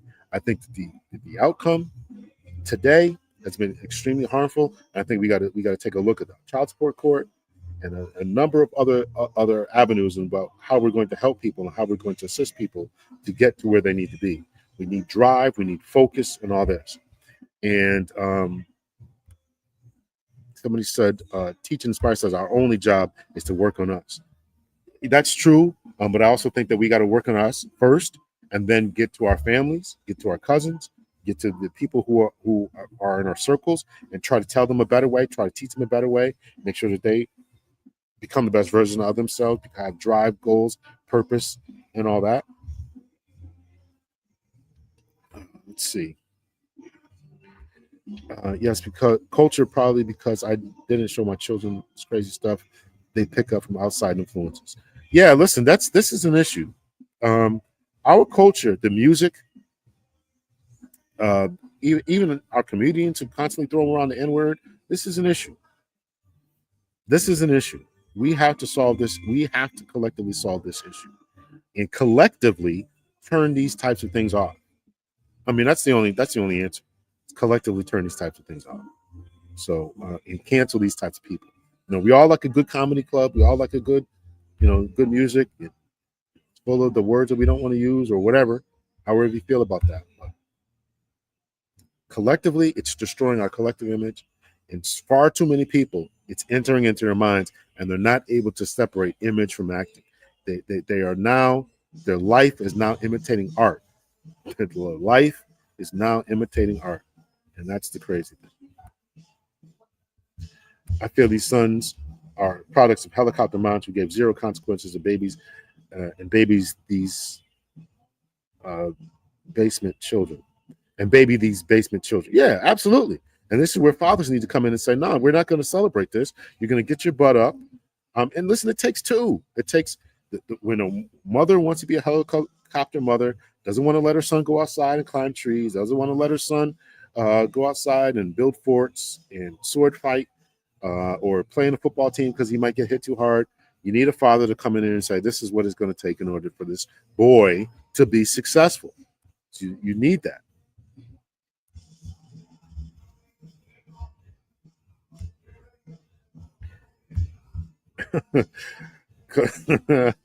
Garrett, do you have anything to say about Black women? Come on, bro. Let's see. Facts. I haven't seen anything positive from you in the chat, by the way. We understand what needs to be done within the community. There is resistance from outside the community. It makes it more challenging. Explain resistance from outside. Do you all think that in this day and time that we still have the same amount of resistance? I'm asking genuinely. Do we still have the same amount of resistance that we had 40 years ago? I mean, I can't imagine it being the same amount of resistance. I don't even know if we can call it resistance. I mean, what's stopping us? I mean, before we had communities burned down and all the other stuff, but and I'm not saying it's not going on. And I'm not saying if we didn't really start to make some strides, there might be some pushback. I mean, we start making strides. There's cancellation of DEI, affirmative action. We start making strides, and some laws start getting repealed. I can certainly see. I'm acknowledging that, but is it? I mean, what's your guys' thoughts about this resistance that we're going on? Well, speaking of resistance and speaking strides, y'all been paying attention? What's that place? The guy's name Ibram Faso or something? Ibram Toure from something Faso, some African country. I can never remember the name. Anyway, the brother's doing good work for now. We've all seen this play out before, though. Society is part of the reason why this is happening. People no longer practice morals, class, and decency. But what are we going to do to get back to morals, class, and decency within our culture? Black culture is driving very much the culture of almost the entire world. if we say it's fashionable, it's fashionable. So if we start to change the way we thought, I'm not sure that the world wouldn't follow us. Monty, you're right in essence, but think about the trade-off. Women are expecting men to still fulfill the traditional masculine roles. Ask what are women's duties to society. That's a good question. I don't think we're going to get an answer to that one. Just more undercover voice. They do not believe that any duties, responsibility. That's a big problem. Systemic racism ain't going away. I'm starting to think that's true. Yeah. Christian Hammer, we must form institution to redistribute. I think so. Schools, churches need to go back.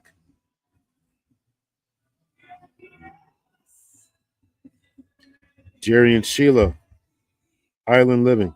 I'm jealous. Although I'm on my way myself. Hello to you. A woman's duties to her family. Women will follow leaders if men also wanted to take on the responsibility of family at an early age. Not many women would have to put off building feminine role. Not many women would have to put off building feminine role. Yeah, well, I definitely think that there's a need for both genders to understand the value of family. And if we got married younger, then we wouldn't see a lot of this crazy stuff that's going on today. Crazy stuff. Non-traditional women should not expect traditional treatment from men. This is not a shocker. All right, so that's the presentation for tonight. I want to thank you guys for joining on here for tonight. It was great. You guys were going crazy in the chat, which I appreciate. Keep it going. I thank you guys for joining me. You guys can't hear the music to resist. Thank you for your comment there, Christian Hammer. I apologize. We must form institutions to resist. I want to thank you guys. I definitely agree with forming these institutions. Listen, I think that in order for Black women, to answer the question for tonight, I think that they are dateable, but there's a cultural and image problem. You got to admit that. You got to work on that. I can't do it for you. I can't do it for you. You guys got to correct other sisters. You got to call each other out when they're being passive aggressive.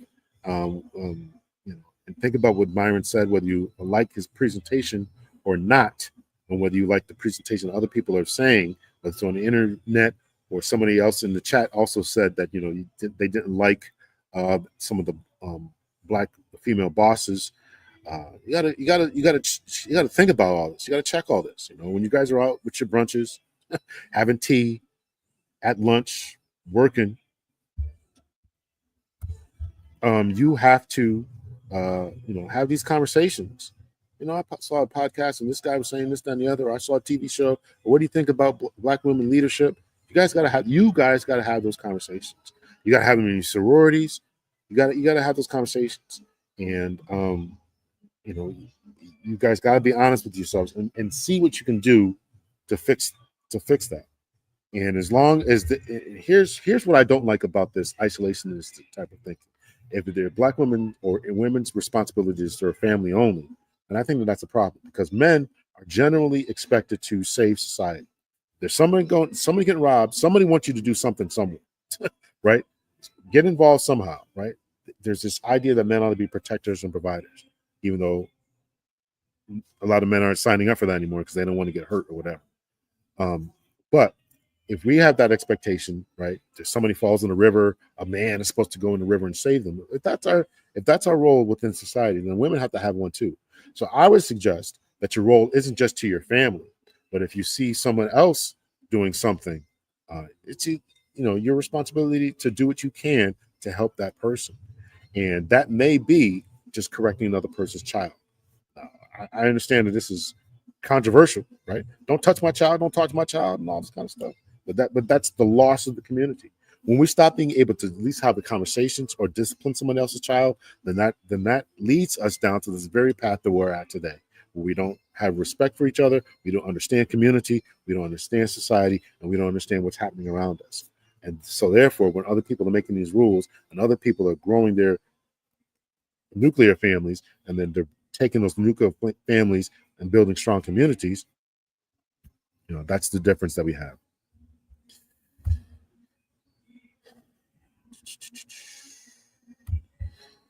If the majority of foundational Black Americans would strongly choose to be Nation of Islam, we will all benefit tremendously. That's possible. I think any institution, I'd like to see more Black churches get it together, because not because I'm necessarily religious, but because the vast majority of African people in America are Christian. So I'd like to see any institution get it together. And we already know men are turning away from marriage in the West for the obvious reasons discussed. Yeah. So, Voice of Reason, thank you for that. Do you think that changing the laws would help with that? You think that changing the laws would help with that? Tree Hugger, good to see you. Good. Go back to teachers in school for boys and girls. Show and learn what we want and need from each other, what we expect from our mates. I'd like to see separate schools for Black boys. Maybe for boys altogether, but particularly for Black boys. I just think that they have different needs. I can remember, I was thinking about this heavily last night. About my time in school. And I can remember looking forward to, particularly when we got into middle school, looking forward to wood shop. We had wood, plastics, and metal shops. And then we had home ec. I think there was another class too. Anyway, I so enjoyed wood shop, but I was more hands-on and stuff. But I wasn't a bad kid in school. I was always in the top grades and all that kind of stuff. So,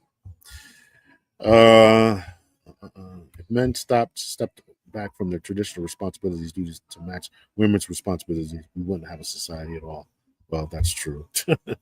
So it's just my nature to look further and not go along with narratives. Well, we appreciate that from you, Miles, and not going along with the narratives.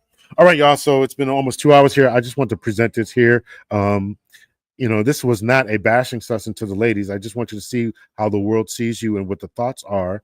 And listen, I'm not, these things can be fixed. I got a video dropping in a couple of days, praising Black women. And I love you. I love your beauty. I love your hair. I have no problem with Black women. Although I do think from an aesthetic presentation, attitudes and this, that, and the other kind of have to change. They kind of have to change. And I want you to see, how the world sees you and fix that. Men are already looking at the way we, our presentation, and particularly Black men, and we're trying to do something about that. And that's why a lot of guys are like, trying to distance themselves from this nonsense. And I think a lot of Black women are too, right? Nobody wants to be around that. But we need more women to call out the nonsense that these women are doing. We need more women to call out the nonsense that we saw here tonight. With the women who are sitting around talking about how quickly they should sleep with people, getting drunk and sleeping with people, the passive aggressive conversations that go on about not why men don't want to go to brunch, and never recognizing that the very attitude that you're displaying is the very reason why these men don't want to go to lunch. Doesn't even cross her mind. So hopefully she read the comments in that video. All right. So we're going to call it for tonight. Thank you so much. I really appreciate everyone coming up. If you would be so inclined, if you want to buy me some lunch while I'm finishing up my vacation, I will be back. As you all see this, I will be back in the U.S. in a few days. I have some stuff to do for my job. I can't do it here. So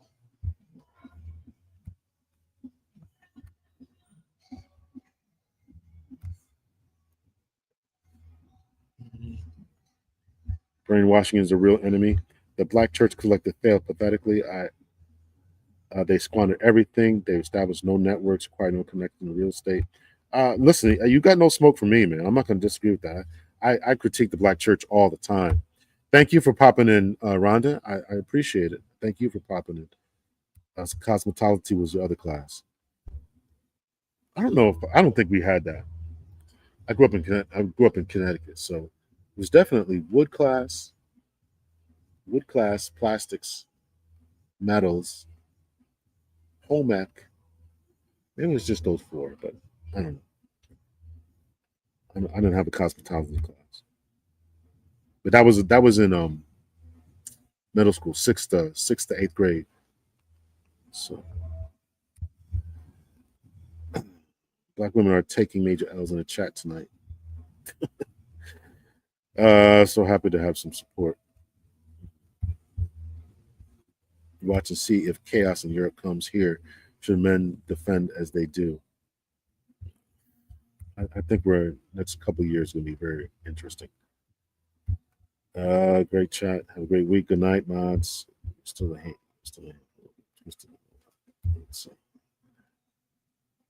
Yes, thank you so much, Ticia. Yeah, I'll be back. I got to come back Wednesday. So, home ec. I did too. I enjoyed baking cookies and stuff. I enjoyed. A lot of guys didn't like it. They thought it was. I enjoyed all the home ec. Sewing, making little stuff, sewing little pockets together and stuff. I enjoyed that. Didn't challenge my masculinity at all. I enjoyed making cookies, brownies and stuff. I thought it was great. People addicted to entertainment. We had typing class. We didn't have typing. I missed that.